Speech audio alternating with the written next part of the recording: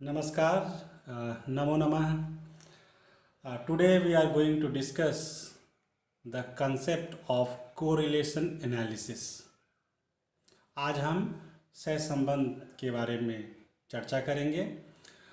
सबसे पहला क्वेश्चन ये अराइज होता है कि कोरिलेशन है क्या। So according to A.M. Tuttle, correlation is an analysis of covariation between two or more than two variables. इस डेफिनेशन के अनुसार कोरिलेशन सहसंबंध दो चरों के बीच, दो वेरिएबल के बीच वेरिएशन मापता है कि x और y दोनों कैसे मूव कर रहे हैं। क्या x और y सेम डायरेक्शन में मूव कर रहे हैं या x और y दोनों अपोजिट डायरेक्शन में मूव कर रहे हैं। Next definition, correlation analysis deals with association between two or more variables. This statement was given by Simpson and Kafka. So this definition highlights only one thing, that correlation is just showing relationship between variables, यानी कि सहसंबंध केवल दो या दो से अधिक चरों के बीच संबंध बताता है। Now come to the third definition according to Croxton and Cowden. When the relationship is of a quantitative nature, the appropriate and statistical tool for discovering and measuring the relationship and expressing it in brief formula is known as correlation. According to the definition of Croxton and Cowden, correlation is used when the data is quantitative in nature. कहने का मतलब क्रॉक्स्टन cow dung का कहना है कि correlation का इस्तेमाल तब करेंगे जब हमारे पास डेटा, जो समंक है हमारे पास, जो आंकड़े हैं वो क्वांटिटेटिव नेचर का हो, मतलब जिसको हम मेज़र कर सके, जैसे हाइट हो गया, वेट हो गया, इन सब को हम मेज़र कर सकते हैं। लेकिन देशभक्ति, फ्रीडम, आज़ादी को हम मेज़र नहीं कर सकते। तो हाइट, वेट, जब ये सब वेरिएबल हो और इनके बीच सहसंबंध ज्ञात करना हो तो हम कोरिलेशन का इस्तेमाल करते हैं। Now come to the next definition. The next definition is the best definition and this is according to me, correlation is a statistical tool for determining three things: degree, direction and strength of relationship between two or more than two variables.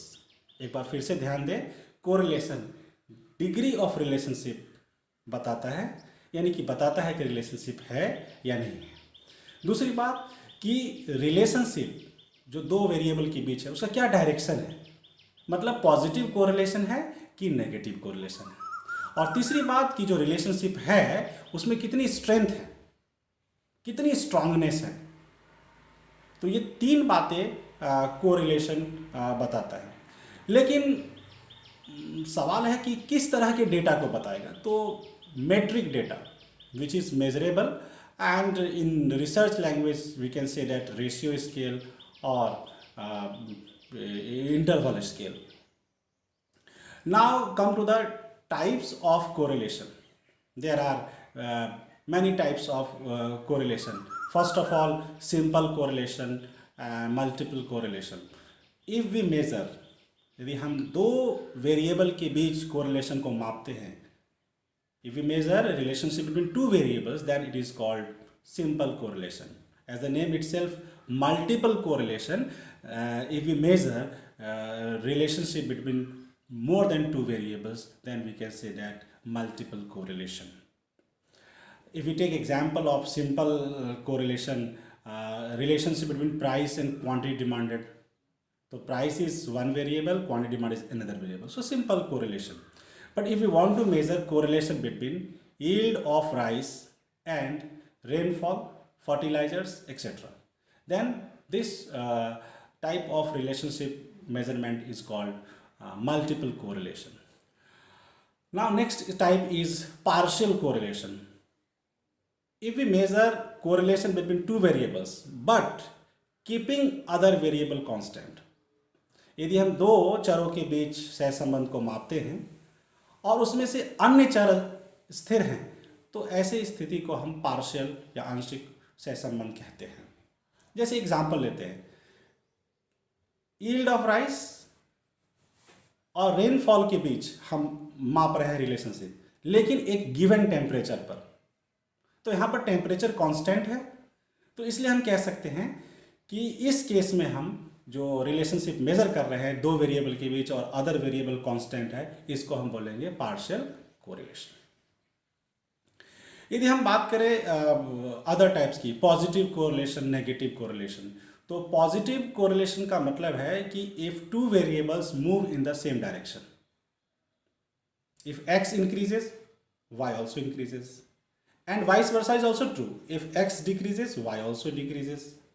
So this is called positive correlation. In economics, price and quantity supplied are positively related. यदि price बढ़ेगा तो producer supply भी बढ़ाएगा according to law of supply. यदि हम बात करें negative correlation की, तो two variables move in opposite direction, यदि x बढ़ता है तो y घटता है, या उल्टा x घटता है तो y बढ़ता है। जैसे कि एग्जाम्पल के तौर पर लेते हैं price and quantity demanded. If price increases then quantity demanded falls according to law of demand. So these two variables are negatively correlated. इसका मतलब प्राइस और क्वांटिटी डिमांडेड जब अपोजिट डायरेक्शन में मूव कर रहे हैं मांग के नियम के अनुसार, तो इनमें इनवर्स रिलेशनशिप है, यानी कि नेगेटिव रिलेशनशिप है, ऋणात्मक सहसंबंध है। तो पॉजिटिव कोरिलेशन धनात्मक सहसंबंध, जिसमें सेम डायरेक्शन में दो वेरिएबल मूव करते हैं। नेगेटिव कोरिलेशन मीन्स ऋणात्मक सहसंबंध, जिसमें अपोजिट डायरेक्शन में दो वेरिएबल मूव करते हैं। अब सवाल ये है कि रिलेशनशिप के क्या और कौन कौन से प्रकार हैं। तो linear correlation and non linear correlation. Linear correlation means the relationship is like a straight line, but non-linear, when the data of non-linear correlation is plotted on graph paper पर जब हम प्लॉट करेंगे non-linear का, तो it will not form a straight line, it will like curvilinear. So in case of linear relationship, the variable x and y are changing in a constant proportion, constant ratio. But in case of non-linear, the variables are not changing in constant proportion. As for example, in pandemic times, nowadays, corona संकट के समय में हम देखें तो जो patient जो corona के हैं वो एक्सपोनेंशियली ग्रो कर रहे हैं। उसमें कोई ऐसा नहीं है कि एक कांस्टेंट रेशियो से बढ़ रहे हैं, अनएक्सपेक्टेडली ये एक्सपोनेंशियली ग्रो कर रहे हैं। तो कोई ज़रूरी नहीं है कि रियल लाइफ में हर कोई स्ट्रेट लाइन में ही हो, दो वेरिएबल मूव करे, कांस्टेंट रेशियो मूव करे, कांस्टेंट रेशियो में मूव नहीं भी कर सकता है।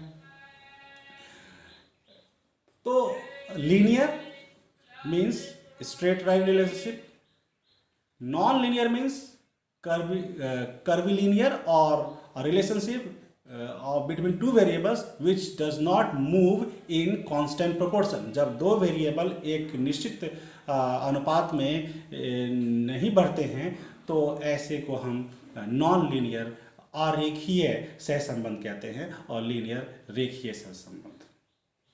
अब हम एक महत्वपूर्ण सवाल के बारे में वर्णन करने जा रहे हैं कि does correlation always imply cause and effect relationship. यदि हम बात करते हैं कोरिलेशन x और y के बीच, तो क्या x और y में हमेशा कॉज एंड इफेक्ट रिलेशनशिप होता है या नहीं? तो इसके लिए हमने 3 पॉइंट्स हम डिस्कस करने जा रहे हैं। सबसे पहला कि correlation may be due to pure chance, और ऐसा तभी होता है जब छोटा सैंपल होता है। जैसे मान लिया जाए कि इनकम और वेट, जैसे जैसे लोगों की इनकम बढ़ती है, डाटा कलेक्ट किया गया और उसमें जो है ये देखा गया कि वेट भी इंक्रीज हो रहा है, दोनों में पॉजिटिव कोरिलेशन है। बट हम क्या ये कह सकते हैं कि इनकम के वजह से वेट बढ़ता है या वेट के वजह से इनकम बढ़ता है? हम ये नहीं कह सकते। लेकिन ऐसा पॉजिटिव कोरिलेशन क्यों आया? एक चांस है और ऐसा छोटे सैंपल में होता है।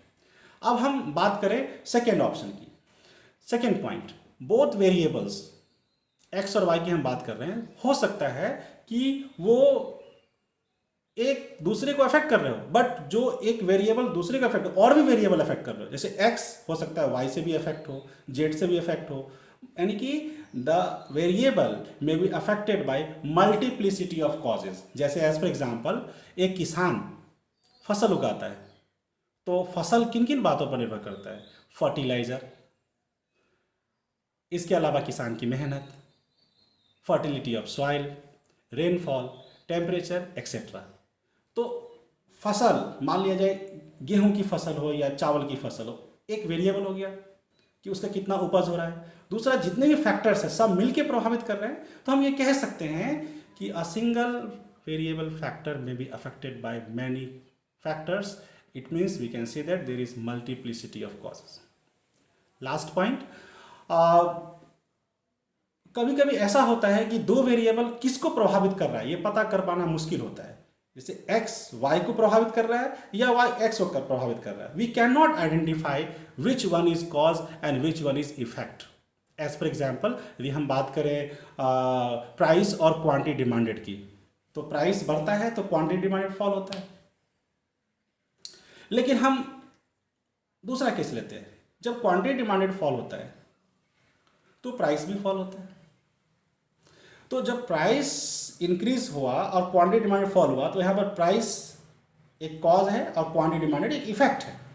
लेकिन मान लिया जाए कि कभी कभी ऐसा भी होता है कि डिमांड जो है प्राइस को अफेक्ट करता है। जैसे डिमांड बढ़ा तो प्राइस भी बढ़ गया, या डिमांड फॉल हुआ तो प्राइस भी फॉल हो गया। तो यहाँ पर डिमांड जो है कॉज हो गया और प्राइस जो हो गया इफेक्ट हो गया।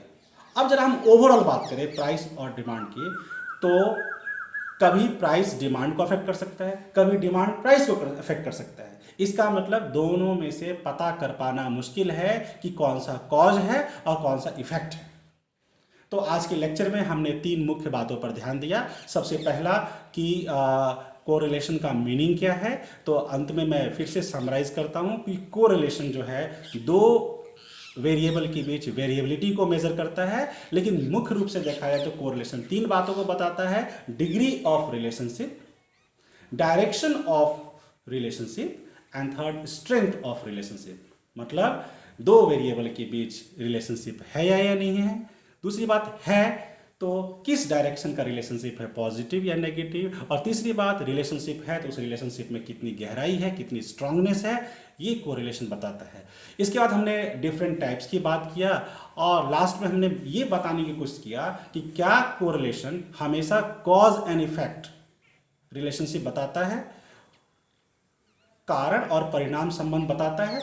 तो आंसर है कि कभी बताता है और कभी नहीं भी बताता है, क्योंकि कभी कभी इनकम और वेट वाले एग्जाम्पल में मैंने बताया कि एक प्योर चांस के वजह से पॉजिटिव कोरिलेशन है। कभी कभी ऐसा भी होता है कि एक वेरिएबल को बहुत सारे वेरिएबल अफेक्ट करते हैं, और कभी कभी ये भी होता है कि एक वेरिएबल दूसरे को और दूसरा वेरिएबल पहले वाले को अफेक्ट करता है।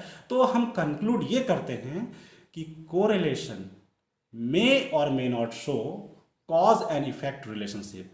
सहसंबंध, कारण और परिणाम संबंध बता भी सकता है और नहीं भी बता सकता है। आज हम यही विदा लेते हैं। आप स्टैट्स की चर्चा पार्ट 4 जरूर देखिए, उसमें एक अलग अंदाज से, एक रिसर्चर के अंदाज से, जो कि उसमें कोरिलेशन के बारे में व्याख्या की गई है। धन्यवाद। आज हम यहीं पर विदा लेते हैं।